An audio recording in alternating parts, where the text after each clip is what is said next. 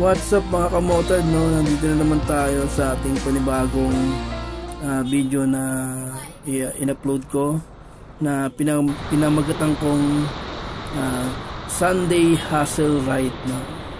Ba't ko nabanggit na Sunday Hustle Ride, no, mga kamotor? Kasi itong umagang ito na pagdadrive ko ngayon, no, sobrang hassle talaga ngayon sa akin ito. Kasi alam niyo ba mga kamotor, no, pag-isip ko ng madaling araw nung nagpe-prepare ako ng ng aking pag-alis, 3 beses po akong nagpumunta ng CR po, no. At ako po yung nakaramdam po na talaga ng pananakitan tiyan. Sobrang nahirapan ako kasi yun nga, babalik-balik ako kasi CR ng time na yun, nasira yung tiyan ko ng time na to. So hassle po sa akin yung ride ko ngayon na to dahil nga dyan sa nararamdaman ko, no. Nag-LBM po ako, kaya talaga namang ang inaano ko na lang, wag po ako maabutan sa kalsada na maghahanap tayo ng CR, no, na para mailabas natin yung ating sama ng loob sa tiyan, no. Kaya hassle talaga sa akin tong ride na to, tong Sunday na to.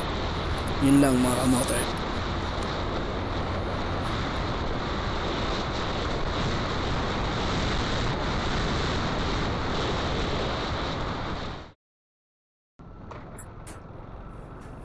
Dito pala mga kamotor, no, sa unahan na to na dadaanan ko, merong natumbang truck dito ng basura.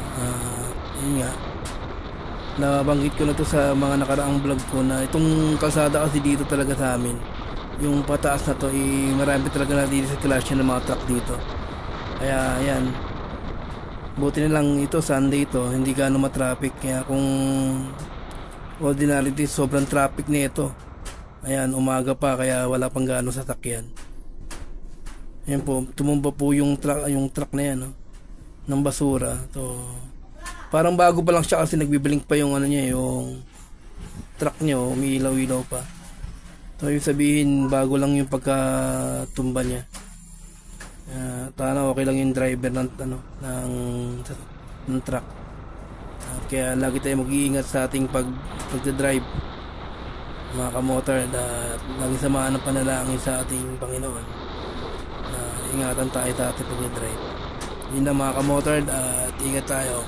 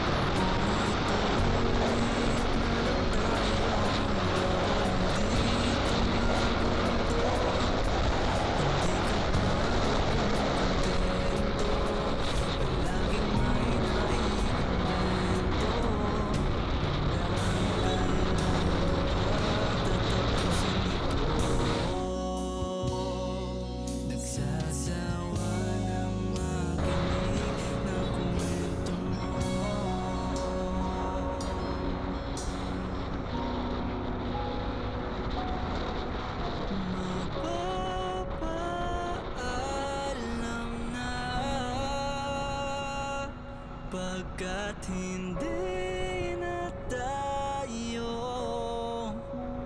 masaya. Magpapaalam na, sadyang wala na tayong nadarama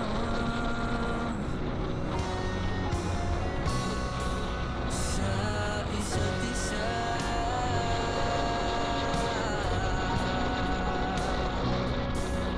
Tila lahat ng ay naglaho na yung dati mong pagsuyo. Hindi ko na rin naririnig ang bawat tibok ng iyong dibdib. Paulit-ulit na lang tayong mabol dito, mabol doon. Hindi ka pa nakukontento, palaging may naiimbento. Hanggang kailan mo ba tatapusin ito? Nagsasawa ng makinig ng kwento mo.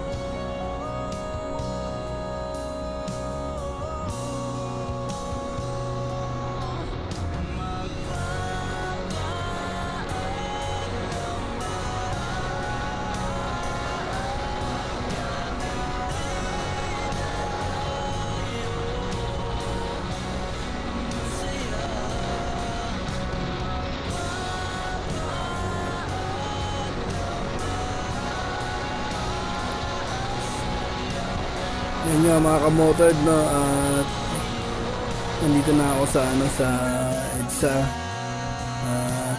Medyo malapit na ako sa Ortigas nito, at salamat naman ako sa Panginoon kasi buti hindi pa ako inaatake ng LBM ko talaga, at buti nilang talaga Sunday hindi matraffic, so diretso lang yung takbo ko, kaya hindi ako naiipis sa mga sa kalsada. So diretso lang yung aking ride, na nakalagpas ako sa aking hassle na pag-drive. Kaya